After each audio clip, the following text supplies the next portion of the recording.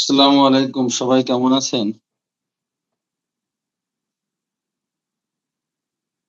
সবাই জয় হন। ওয়ালাইকুম ভালো আছি স্যার, আপনি? আলহামদুলিল্লাহ ভালো আছি।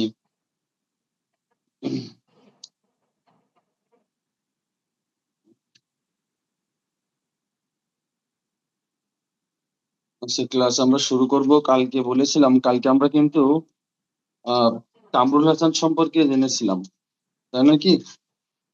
কালকে কামরুল হাসান সম্পর্কে জেনেছিলাম, আজকে আমরা জয়নুল আবদিন সম্পর্কে জানবো। মোট তিনটা এটা। আমি বলেছিলাম যে জয়নুল আবদিন, কামরুল হাসান আর এস এম সুলতান সম্পর্কে জেনে নেবো আমরা খুব দ্রুত। আজকের ক্লাসটা কিন্তু ইম্পর্টেন্ট। আজকে হলো জয়নুল আবদিন সম্পর্কে জানবো। এখান থেকে প্রশ্ন মাস্ট বি থাকবে। আসলে এই তিনটা কোনোটাই কারোর থেকে কম না। তিনটা প্রশ্নই খুবই ইম্পর্টেন্ট, খুবই ইম্পর্টেন্ট। আমি ওই জন্য আগে করে দিচ্ছি, এখান থেকে যেহেতু আসবেই, ঠিক আছে, প্রশ্ন আসবেই, এই কারণে এখানটা করে দিতে চাচ্ছি। আপনারা সবাই আহ ইয়ে করেন, একটা খাতা নিয়ে বসেন, এখনই শুরু হবে। সবাই জয়েন করেছেন তো?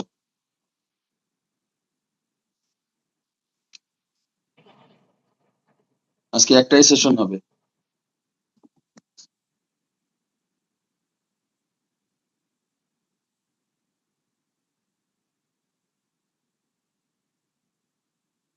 দেখা যাচ্ছে স্পষ্ট এটা? কি দেখা যাচ্ছে?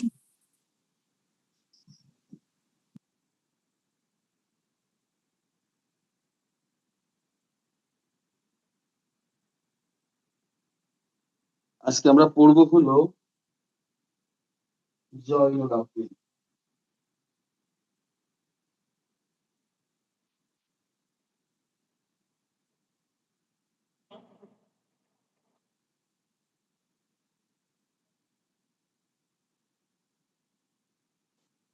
বাংলাদেশের শিল্পকলার ইতিহাসে যে নামটা সব থেকে বেশি উজ্জ্বল, সেটাই হলো জয়নুল আবদিন। এই জয়নুল আবেদিন মূলত তার শিল্প জীবন, তার কর্মজীবন, তার শিক্ষা জীবন, এগুলোই আমরা আজকে পড়বো। এবং সর্বোপরি তার যে চিত্রকলা, সেটাই মূল। সেই চিত্রকলাগুলোই আমরা আজকে দেখবো। জয়নুল আবদিনকে আমরা যদি বলি বাংলাদেশের শিল্পকলার ইতিহাসে, জয়নুল আবদিন হলো সব থেকে অন্যতম শিল্পী, ঠিক আছে? তাকে দিয়ে মূলত বাংলাদেশের শিল্পের সূচনা। তিনি যখন শিল্পী হন, মূলত তার শিল্পী হইতে গিয়ে প্রচুর চড়াই উতরাই পার করা লেগেছে, প্রচুর চড়াই উতরাই পার করেছেন তিনি। তার জীবন দশায় তিনি যেমন অনেক ভালো মানুষের সাথে মিশেছেন, তেমন অনেক খারাপ সময়ও তিনি কাটিয়েছেন, খারাপ মানুষের সাথে মিশেছেন। এবং একটা পর্যায়ে গিয়ে ধাক্কা খেতে খেতে তিনি কিন্তু বাংলাদেশের যে শিল্পকলা, তাকে প্রতিষ্ঠা করে গেছেন। আজকে আমরা যে ইনস্টিটিউটে পড়াশোনা করছি বা আমরা এই দীক্ষা, শিল্প দীক্ষা নিচ্ছি, এটা মূলত হাতে খড়ি তার হাত ধরেই। মূলত কামরুল হাসান এবং জয়নুল আবদিনের আহ একান্ত প্রচেষ্টাই মূলত এই শিল্পকে এতটা আমরা দাঁড় করাতে পেরেছি, আজকে এই পর্যন্ত এসেছে। সেখানে আমরা যদি বলি, তিনি 1914 সালের 29শে ডিসেম্বর জন্মগ্রহণ করেন। 1914 সালের 29শে ডিসেম্বর।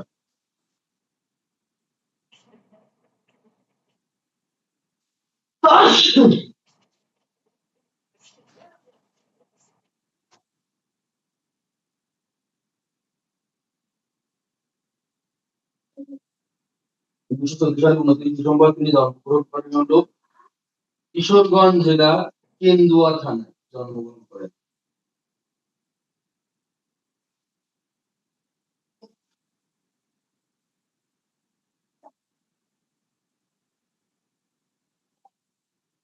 কিশোরগঞ্জ জেলা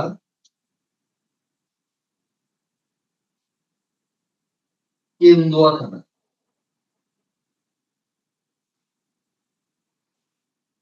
কেন্দুয়া থানা, ঠিক আছে? তার বাবার নাম হলো তমিজউদ্দিন।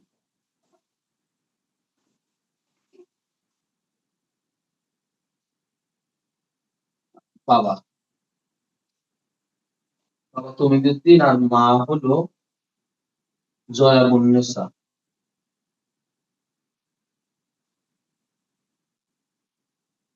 ঠিক আছে?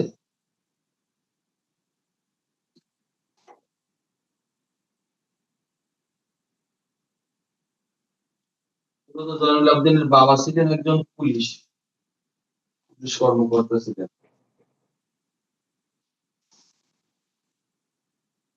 একটা জিনিস বলি, জয়নুল আবেদিন যে শিল্পী তার ডাক নাম ছিল হলো টুনু মিয়া।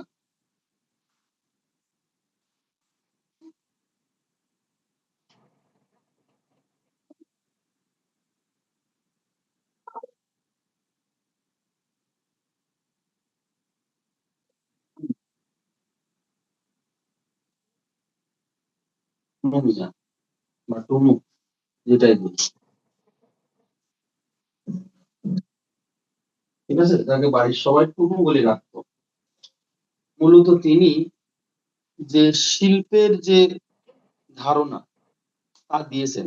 আমরা আরো একটা জিনিস বলবো, তিনি শুধু শিল্পী ছিলেন না, তিনি ছিলেন একজন দক্ষ শিক্ষক। তিনি ছিলেন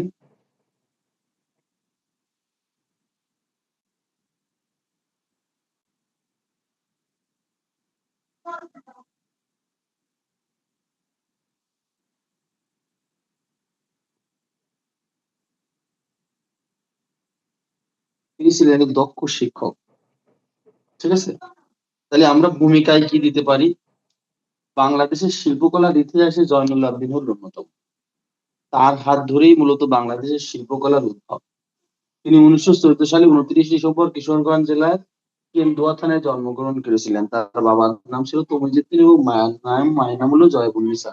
জয়নুল আবেদিন ছোটবেলা থেকে অনেক চড়াই উতরাই পার করে এই শিল্প সত্তাকে আগিয়ে নিয়ে গেছেন, ঠিক আছে। জয়নুল আবেদিনের ডাক নাম ছিল হলো টুনু মিয়া। তিনি ছিলেন একজন দক্ষ শিক্ষক। এখানে একটা ছোট গল্প বলিনি, তিনি মূলত যখন আহ আহ ঢাকা আর্ট ইনস্টিটিউটে পড়াতেন এবং তিনি তো প্রতিষ্ঠাতা ছিলেন, তিনি স্টুডেন্টদেরকে জিজ্ঞাসা করতেন তোমরা কেমন ছবি আঁকছো বা কেমন করছো। যখন কোনো স্টুডেন্ট বলতেন যে স্যার আমার ছবি আঁকার ব্যাপারটা অনেক ভালো হচ্ছে, তিনি অনেক খুশি হতেন। আবার যদি কেউ বলতো না স্যার এটা আমি করছি না বা এই জিনিসটা ছেড়ে দিন, তিনি অনেক দুঃখ প্রকাশ করতেন। আবার বলি, তার রং সম্পর্কে ধারণা ছিল অনেক অসাধারণ। তিনি কনসেপ্ট বুঝে ছবি আঁকতে পারতেন, প্রেক্ষাপট বুঝে ছবি আঁকতে পারতেন, এক কথায়। হ্যাঁ, জ্ঞানী এবং চুপচাপ ধরনের একজন শিল্পী ছিলেন তিনি। তাকে বলা হয় বাংলাদেশের শিল্পাচার্য, ঠিক আছে। তিনি বাংলাদেশের শিল্পাচার্য হিসেবে পরিচিত, শিল্পী জয়নুল আবেদিন। এটা হলো ভূমিকা দিক। এবার আসি আমরা তার শিক্ষা জীবন, মুছে দিলাম।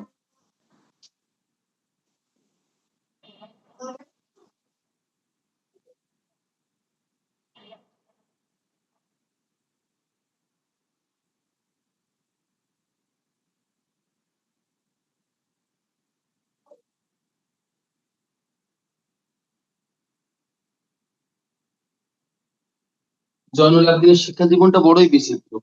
মূলত তিনি প্রথম দিকে মৃত্যুঞ্জয় স্কুলে লেখাপড়া করেন, ঠিক আছে। ওই যে এখানে মূলত কিশোরগঞ্জের মৃত্যুঞ্জয় স্কুল।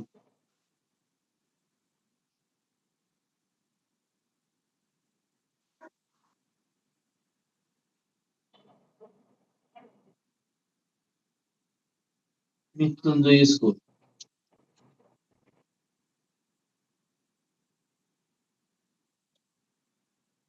হ্যাঁ, মৃত্যুঞ্জয় স্কুলে লেখাপড়া শুরু করেন। পরবর্তীতে তিনি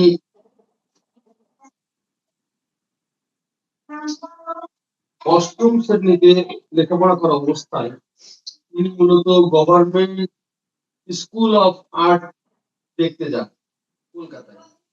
কলকাতায় গভর্নমেন্ট স্কুল অফ আর্ট দেখতে যান।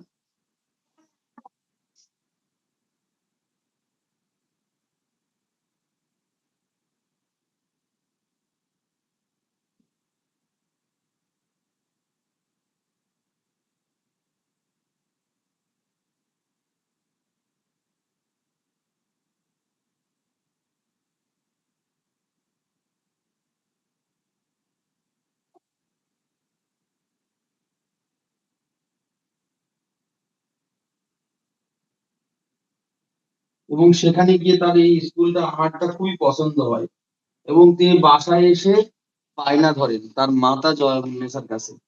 তিনি বলেন যে তাকে ওখানে ভর্তি করে দিতে হবে। ছেলের এই অসম্ভব আগ্রহ দেখে তিনি মূলত নিজের গলার হার বিক্রি করে নিজের গলার হার বিক্রি তিনি মূলত জয়নুল আবদিন আলামিন অর্থ কি আলামিন অর্থ বিশ্বাসী। অপো ওই জায়গায় মিল করবি নি? এনাইন ও পড়তেছে। অপো এটা এনাইন কি? একটু এটা 3 নম্বর প্রশ্ন পড় আগে। বাম অপো পাশের এর অপো এনাইন বাম দেখতে পাচ্ছি না। মিল করো। আচ্ছা একটু তুই বন্ধ এটা করেন পড়তিস উপর কেটটা না পড়ে কি কে তুই পড়বি না কারে? তোর ইংলিশেও তো মার্ক করা কালোতা পড়তি কই আমি। আপনি হাই হাই প্লিজ আপনার ক্লাস ক্যামেরা করছে অফ না করেন, এই কি অফ করেন, এরা মুট কি করেন। লোকজন বুঝতে পারি না। অপো এনাইন ক্লাসের মধ্যে কি শুরু করছে? ক্লাসের ভিতরে বাচ্চা মিউট পড়াচ্ছে করতে আবার। পারি না।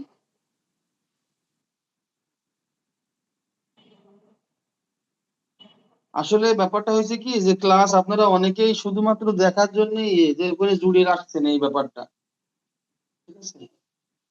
কোর্সটা যে করছেন আসলে আগ্রহ না থাকলে আসলে একটা জিনিস করতে নেই, যে জিনিসটা আগ্রহ নাই সেই জিনিস আসলে করা ঠিক না, ঠিক আছে? যে কোনো জিনিস আগ্রহ দিয়ে করতে হয়। হয়তো মনে করছেন যে একটা কোর্স এই করে রাখি, এই ব্যাপারটা আসলে এরকম। যখন আপনি এভাবে করে নেবেন দেখবেন এটাও আপনার বরকত দেবে না, ঠিক আছে? কোনো জিনিস সিরিয়াস ভাবে নিতে হবে। যে কোনো জিনিস যত সিরিয়াস নেবেন ততই ভালো হবে। কিন্তু আপনি যদি ওইভাবে করে নেন ওইভাবে করেই যাবে, ফাও কষ্ট করার কি দরকার? একটা কোর্স করে ফাও ওই জায়গায় আপনি মোবাইল জুড়ে রাখার দরকার নেই তো, দেখানোর দরকার না, ঠিক আছে?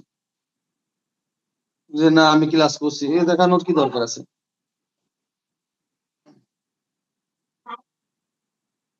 তাহলে আমরা বললাম তিনি তার শিক্ষা জীবন শুরু করেন মৃত্যুঞ্জয়ী স্কুলে, প্রথম কিশোরগঞ্জ জেলায় মৃত্যুঞ্জয়ী স্কুলে। পরে Kolkata government school of art দেখতে যান, সেখানে অষ্টম শ্রেণীতে এবং সেখানে গিয়ে তিনি সেটা পছন্দ করে ফেলেন। ওখানে পড়বে বলে বাসায় এসে বায়না ধরেন মাতা জয় বন্নেচার কাছে, এবং তার মা এক প্রকার নাছোড় বান্দা হয়ে তার গলার হার বিক্রি করে তাকে ওখানে ভর্তি করিয়ে দেন। সেখানে তিনি দুইজন শিক্ষকের সঙ্গে 1932 সালে তিনি এই 1932 সালে তিনি ভর্তি হন। 1932 সালে তিনি এই কলকাতা গভর্নমেন্ট স্কুল অফ আর্টে ভর্তি হন এবং সেখানে তিনি দুইজন গুণী শিক্ষকের পদক পেয়েছিলেন। আসলে কি কোন একটা ভালো গুরু বা শিক্ষক না হলে কেউ বড় জায়গায় উঠতে পারে না, সেটা যে একটা বড় কারণ রেখে দেখেন। বসন্ত কুমার গাঙ্গুলি ও শ্রী মুকুন্দ চন্দ্র দে, ঠিক আছে, এই দুইজন শিক্ষক তাকে অনেক বেশি ভালো ভালো শিক্ষা প্রদান করেছিলেন। ক্যাম্পাসে যাইনি তো আজকে, আমার শ্রী ক্লাস ছিল তো মিরপুর 10 বসন্ত কুমার ক্যাম্পাসে যাইনি তো আজকে। হ্যালো, শ্রী বসন্ত কুমার গাঙ্গুলি। হ্যাঁ বলছি ক্যাম্পাসে যাইনি আজকে।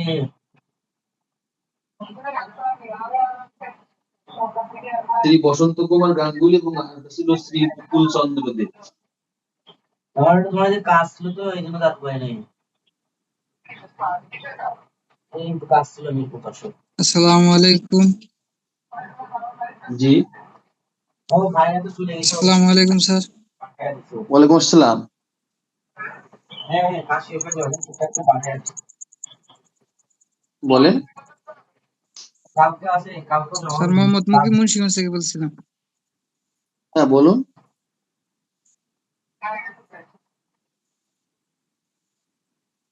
আপনি কি আজকে স্যার নতুন? আমাদের ক্লাস কবে হবে? হ্যাঁ আমাদের ক্লাস সপ্তাহে কয়দিন? সপ্তাহে 2 দিন হবে। আপনি কি নতুন? জি স্যার।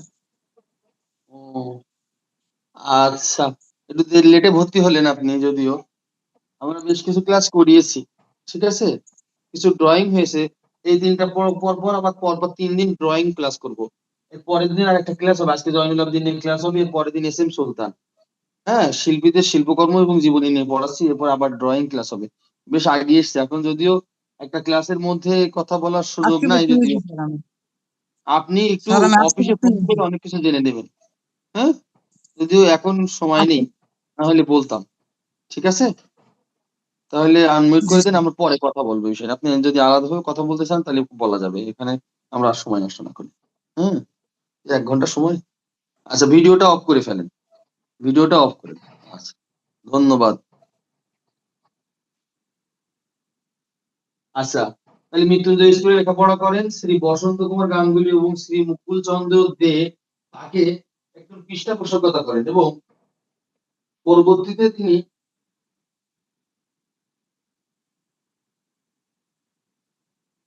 আরেকটা জিনিস অনেকে জানেন না, তিনি ইংল্যান্ডের স্লেড স্কুলে উচ্চশিক্ষা গ্রহণ করেন। ইংল্যান্ডের স্লেড স্কুল, আমি এখানে মুছে দিয়ে দিই, এটাই লাস্ট।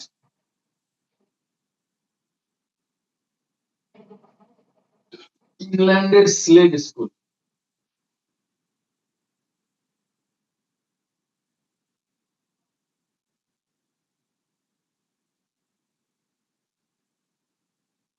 ইংল্যান্ডের স্লেড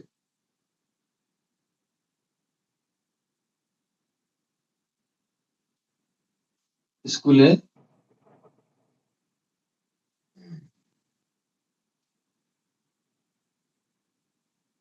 উচ্চশিক্ষা গ্রহণ করেন।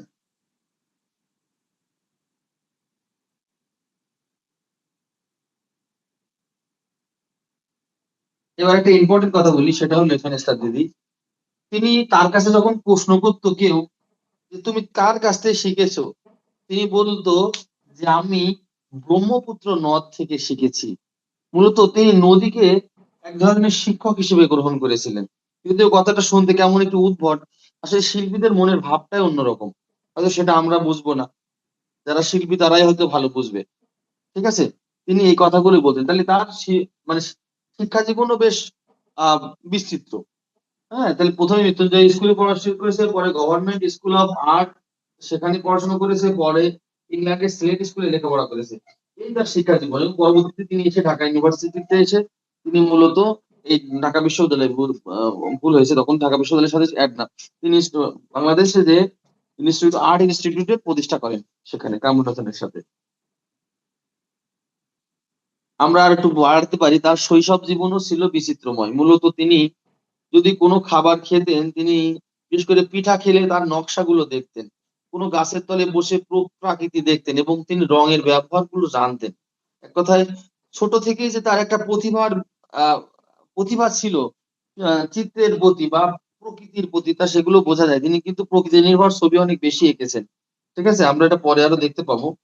হ্যাঁ, তাহলে আমরা এখানে তার বাল্য জীবন কিভাবে কেটেছে সেটাও একটা পয়েন্ট হতে পারে, যদিও হাত দেওয়ার দরকার হয় না। এবার আমরা জানি জয়নুল আবদিনের চিত্রের বিষয়বস্তু।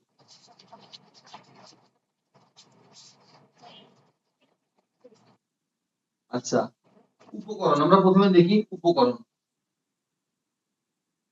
মানে কি কি উপকরণ ব্যবহার করতেন। মূলত তিনি অধিকাংশ সময় দোয়াত কালি বা কলম কালি বা পেন, তাহলে আমরা কালি। তারপরে আমরা যদি বলি জল রং, তিনি বাংলাদেশকে জল রঙের দেশ বলতেন।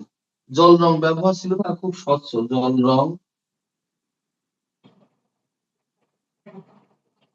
রং, তেল রং, কালি,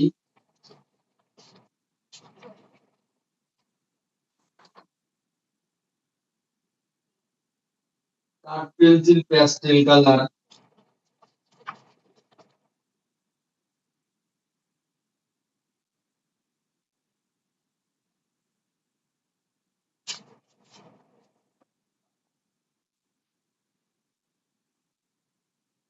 প্যাস্টেল দন্ত ছয়টাই গেল, প্যাস্টেল কালার। ঠিক আছে, পেন্সিল,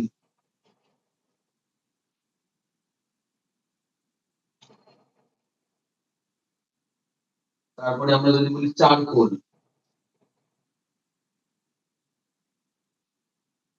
কয়লা, এগুলো ব্যবহার করে মূলত তিনি ছবি আঁকতেন। ঠিক আছে, মাধুর্যপূর্ণ ছবি আঁকতেন। মূলত উপকরণ এটাকে বলবো আমরা। তাহলে কালি, জল রং, তেল রং, কাঠ পেন্সিল, পরে ওটা কি লিখছেন? পেন্সিল, চারকোল, কয়লা, তেল রং, কাঠ পেন্সিল, প্যাস্টেল, পেন্সিল, চারকোল, কয়লা আর অনেক কিছু ব্যবহার করতেন।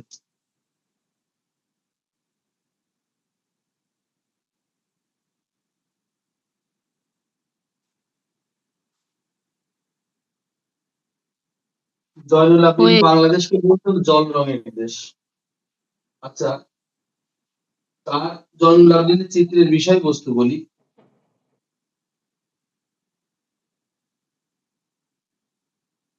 চিত্রের বিষয়বস্তু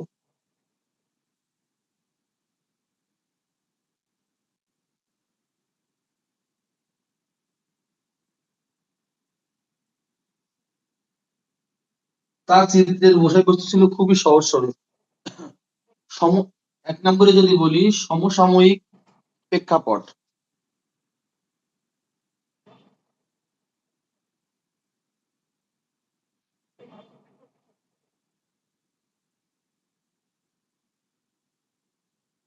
দুই নম্বর হলো গ্রামীণ সমাজ ব্যবস্থা।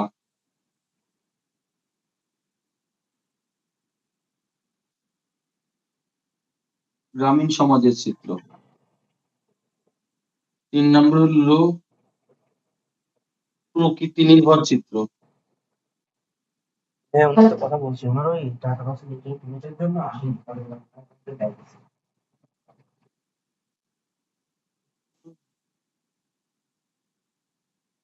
চার নম্বর হলো সমাজ জীবনের প্রতিচ্ছবি।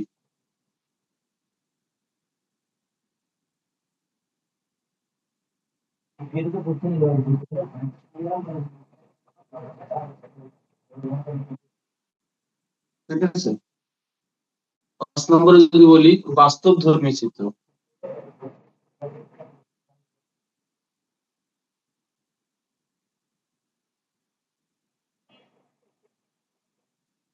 এগুলো তার চিত্রের বৈশিষ্ট্য ছিল। সামাজিক প্রেক্ষাপট, গ্রামীণ সমাজের চিত্র, প্রকৃতি নির্ভর চিত্র, সামাজিক জীবনের প্রতিচ্ছবি, তারপর হলো বাস্তব ধর্মী চিত্র। এগুলো ছিল মূলত তার চিত্রের বিষয়বস্তু। এবার আমরা জানবো যে সে কি কি চিত্র তৈরি করেছিলেন বা সে কি কি চিত্র এঁকেছিলেন।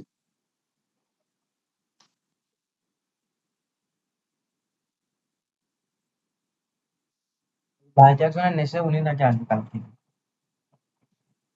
একজনকে নিচে আজকে একজনকে নিচে রাখতে নিচে আপনারা ভূমিকায় একটা জিনিস দিতে পারেন যে বাংলাকে তিনি জল রঙের দেশ বলেছিলেন। ওই হুমায়ুন ভাই একটা ব্যাপার। নিচে আজকে আচ্ছা, জয়নুল আবেদিনের সব থেকে বিখ্যাত চিত্রগুলো আমরা বলি এখানে।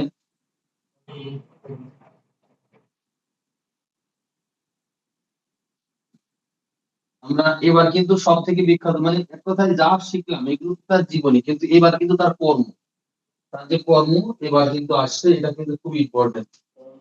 তার প্রথম সব থেকে বিখ্যাত চিত্রকর্ম হলো 43-এর দুর্ভিক্ষ।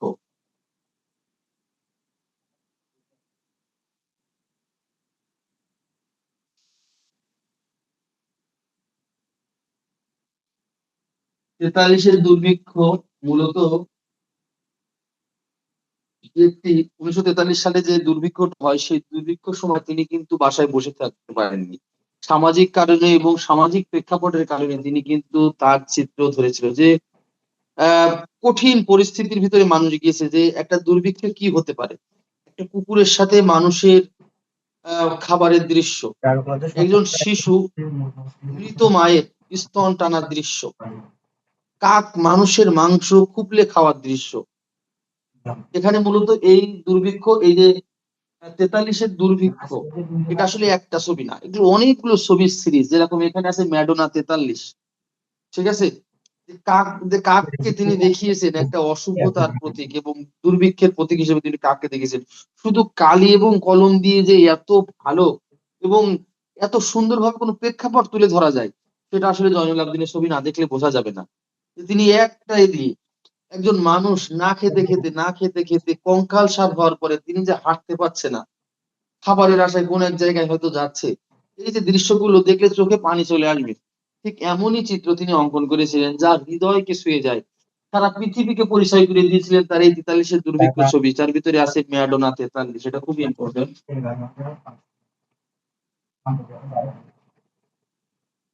ম্যাডোনা 43। এটা একটা খুবই বিখ্যাত চিত্রকর্ম 43-এ দুর্ভিক্ষের ভিতরে। টাকা দিয়ে ব্যাংকে দিয়েছিল কিছু শুধুমাত্র কালো রং ব্যবহার করে কালি কলম দিয়ে তিনি যে ছবি এঁকেছিলেন তা আজও পর্যন্ত মানুষকে নাড়া দিয়ে যায়। এটা একটু সিরিজ ছবি।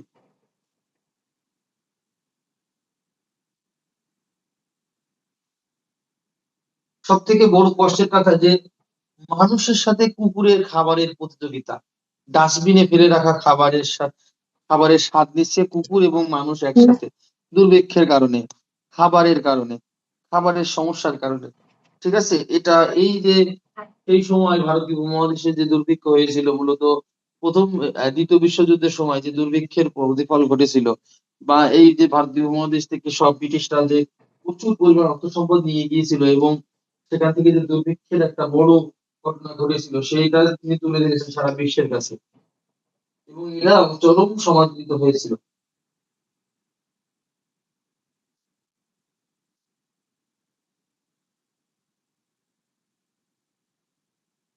আচ্ছা, আর ম্যাডোনা 43টা কি? ম্যাডোনা 43 চিত্রটা হলো দুর্ভিক্ষের চিত্র, যেখানে একজন মৃত মায়ের স্তন চুষে খাচ্ছে একটা বাচ্চা। সে জানে না তার মা কোথায় এবং না খেতে পেয়ে মারা গেছে। কি ভয়ানক একটা চিত্র! আপনারা এটা দিয়ে সার্চ দেবেন এবং আপনারা এই চিত্রগুলো দেখবেন। মূলত 1943 সালে কিন্তু কালি কলমে চিত্রগুলো তৈরি করা হয়েছিল। এটা দুর্ভিক্ষের উপরে এই চিত্র, মূলত দেখবেন আর বর্ণনা দিবেন। ঠিক আছে, এটা মুছে দিলাম। আসল প্রেক্ষাপট তো বুঝতে পেরেছেন, এখন যদি কিছুটা লিখে রাখেন আপনারা বুঝতে পারবেন। মূলত 1943 সালে দুর্ভিক্ষ নিয়ে যে তিনি চিত্র অঙ্কন করেছেন, এটা আমি আর বারবার রিপিট করছি না, আশা করি বুঝতে পেরেছেন। কেউ কি বুঝতে পারেননি এরকম কেউ আছেন যে এই যে 43-এর দুর্ভিক্ষ এই নিয়ে? আর সিরিজ চিত্র বলতে কিছু কি বোঝেন? সিরিজ চিত্র বলতে মানে আসলে 43-এর দুর্ভিক্ষ নামে অনেকগুলো চিত্র অঙ্কন করেছিলেন, সেটাকে বলে সিরিজ চিত্র। কেউ না বুঝলে আরেকবার বলবেন।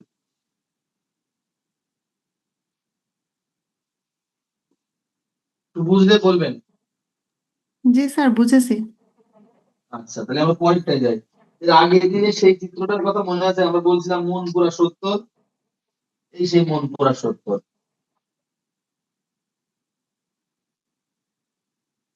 মন পুরা 70। আমরা বলছিলাম না 1976 সালে, না 1970 সালে একটা জলোচ্ছ্বাস হয়। 1970 সালে একটা ভয়ানক জলোচ্ছ্বাস হয়। মূলত এই ছবিটা বিশাল আকারের ছবি।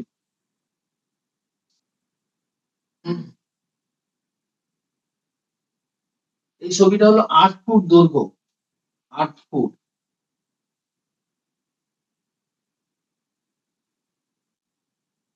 8 ফুট দৈর্ঘ্য আর 5 ফুট প্রস্থ। এত বড় চিত্রটা, মন পুরা 70 চিত্রকর্মটা অনেক বড়। এটা 1970 সালে 12 ডিসেম্বর বাংলাদেশের সমুদ্র উপকূলে একটা বিশাল বড় জলোচ্ছ্বাস হয়। যে জলোচ্ছ্বাসে তিনি মূলত দেখে এসেছিলেন এই জলোচ্ছ্বাস। এটা মূলত জয়নুল আবেদিন বিখ্যাত চিত্রকর্মের ভিতরে সব থেকে বিখ্যাত চিত্রকর্ম বলা যায়।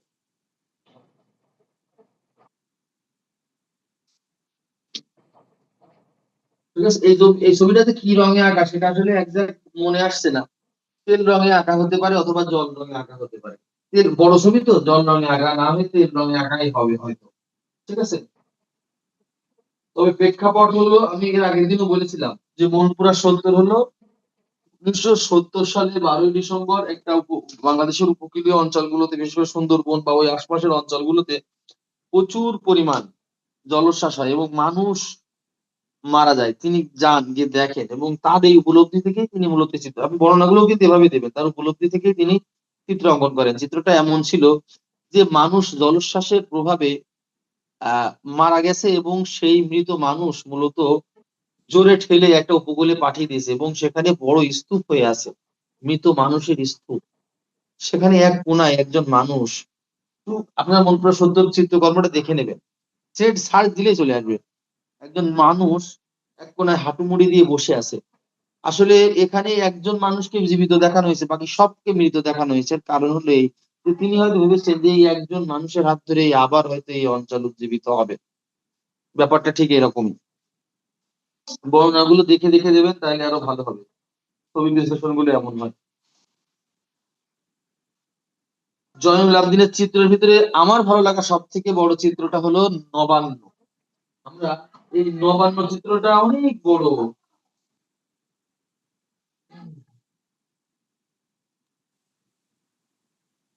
আর এটা কি গণ অভ্যুত্থানের বিজয়কে ভিত্তি করে নবান্ন? না না, নবান্ন বাংলাদেশের প্রকৃতি নিয়ে, কিন্তু এটা এত সুন্দর একটা চিত্র, এটা আপনারা যখন জাতীয় জাদুঘরে যাবেন তখন এই নবান্ন চিত্রটা আপনারা দেখতে পাবেন। এটার প্রেক্ষাপট এত সুন্দর, প্রেক্ষাপটটা অসাধারণ। আমি আগে বলে নিচ্ছি তারপরে বলছি। নবান্ন সিরিজের কিন্তু এস এম সুলতানও নবান্ন এঁকেছেন, কামরুল হাসানও নবান্ন এঁকেছেন এবং জয়নুল আবেদিনও নবান্ন এঁকেছেন। কিন্তু জয়নুল আবেদিনের নবান্নটা কথা বলে। আপনি ছবি যখন দেখবেন মনে হবে যেন আপনার সামনে কথা বলছে ছবি। সিরিজ গুলো এমন ভাবে করেছে, এটাও একটা সিরিজ ছবি, অনেক বড় ছবি। আপনাকে বলি সেটা হলো, এটা হলো মূলত নবান্ন। নবান্ন চিত্রটি মূলত 5 ফুট দৈর্ঘ্য এবং 5 ফুট প্রস্থ।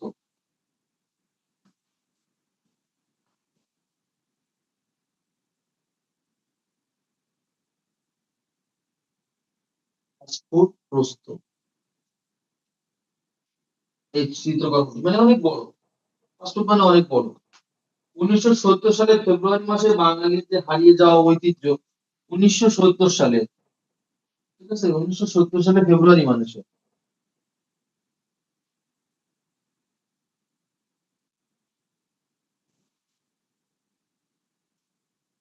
মূলত এক নবান্ন অনুষ্ঠানে বা একটা হলো বৈশাখী অনুষ্ঠানে তিনি এই ছবি দেখান, ছবি প্রদর্শনী করেন।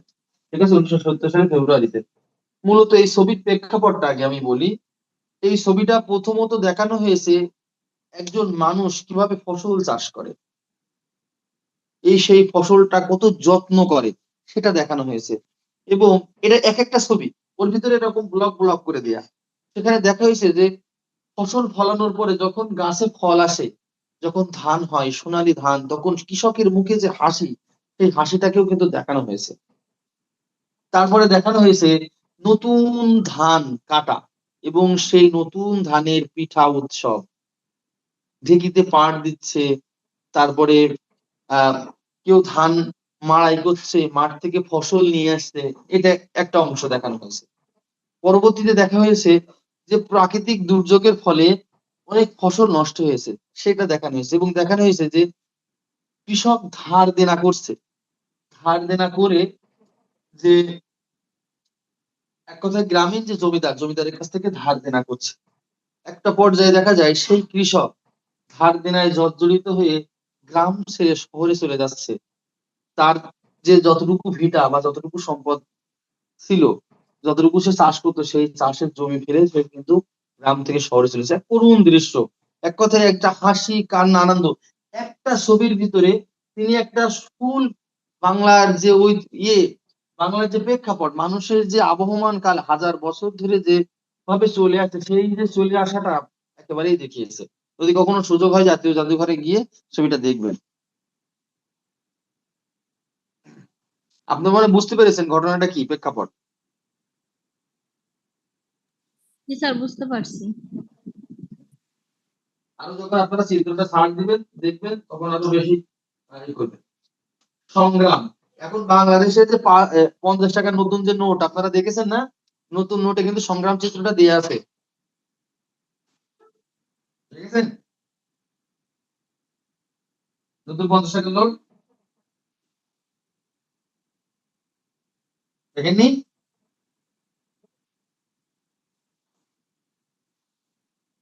জি স্যার, দেখেছি। ওখানে দেখা যায় কি, ওই যে গরুর গাড়ি এক জায়গায় মানে আসলে পুঁতে গেছে এবং একজন জোর করে ঠেলে তুলে দিচ্ছে। আসলে এখানে গতির প্রকাশ, সংগ্রাম চিত্রটাকে আসলে গতির বই প্রকাশ দেখেছে। এবং মূলত জয়নুল আবেদিনের অধিকাংশ বিশেষ করে প্রাকৃতিক নির্ভর চিত্রে তিনি গরুকে ব্যবহার করেছেন, ষাঁড় ব্যবহার করেছেন। আসলে ষাঁড়কে তিনি শক্তির প্রতীক হিসেবে দেখিয়েছেন। এবং যত বাধা যত বাধা আছে সেই বাধাকে অতিক্রম করতে যে শক্তির প্রয়োজন সেই শক্তির প্রতীক হিসেবে তিনি ষাঁড় গরুকে দেখিয়েছেন। সেটা হয়তো বা সে ষাঁড় নাঙল টানছে, কখনো মই টানছে, মই টানা বলেও তার একটা চিত্রকর্ম আছে। আবার কখনো কাদায় আটকে যাওয়ার পরেও একটা গাড়ি কিভাবে ঠেলে তুলছে সেটাই মূলত এই সংগ্রাম চিত্রকর্মকে দেখাইছে মূলত।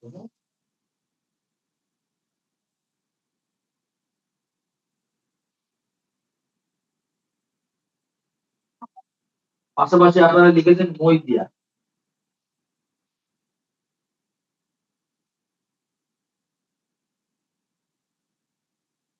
মূলত মাঠের মই দিয়া অবস্থায় দেখানো হয়েছে, এখানেও গতি দেখানো হয়েছে। আমরা দেখি না কোনো গরু এবং পেছনে একটা মইতে দাঁড়িয়ে আছে, মাটি ডালা সমান করছে, ঠিক এমনই একটা চিত্র এই মই দিয়া চিত্র। ঠিক আছে, এর নামই হলো মই দিয়া।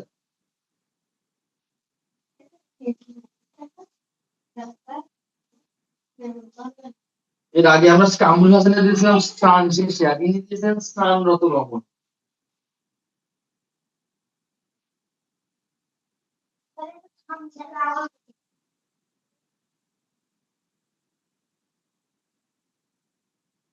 স্নানরত রমণ 1976 সালে জন্মদিন রং এঁকেছিলেন। 1976 সালে তিন রং আঁকা।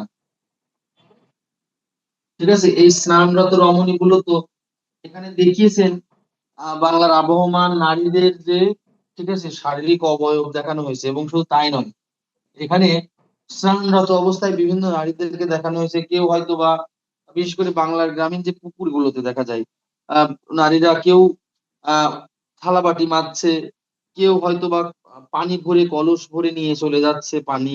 ঠিক আছে, কেউ পুকুরে খেলা করছে। এক কথায় স্নানরত অবস্থায় নারীদের বিভিন্ন অঙ্গভঙ্গি দেখা যায়। আপনারা একটু সার্চ দিবেন, দেখবেন, তাহলেই অনেকটা ক্লিয়ার হবে।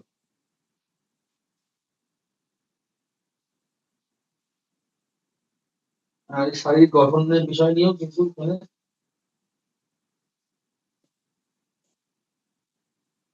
আরো কিছু চিত্র আমরা দিই।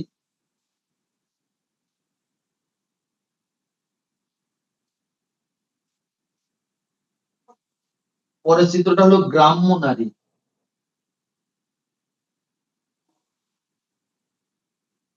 গ্রাম্য নারী,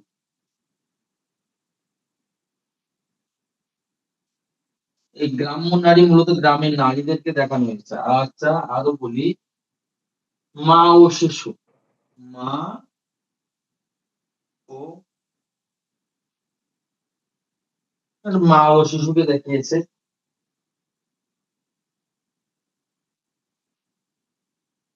আপনারা চিত্রগুলো লিখে নেন, মুছে দিলাম অংশটুকু।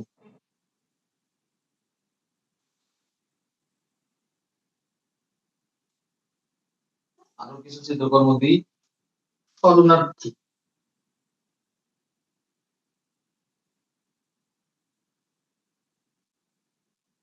এই শরণার্থী চিত্রকর্মটি মুক্তিযোদ্ধার উপরে নির্মাণ করা হয়েছে। মূলত মুক্তিযুদ্ধের সময় বা এই যে আমাদের যশোর রোড দিয়েও কিন্তু বহু মানুষ এই কলকাতায় পাড়ি দিয়েছিলেন। মূলত সেই যে দেশ ত্যাগের যে একটা করুণ দৃশ্য এই শরণার্থীতে তিনি কিন্তু দেখিয়েছেন। বীর মুক্তিযোদ্ধা,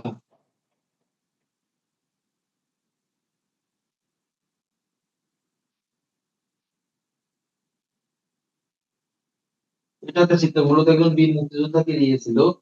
এবং আর একটা ছিল বীরঙ্গনা। বীরঙ্গনা, এগুলো সব মুক্তিযোদ্ধা ভিত্তিক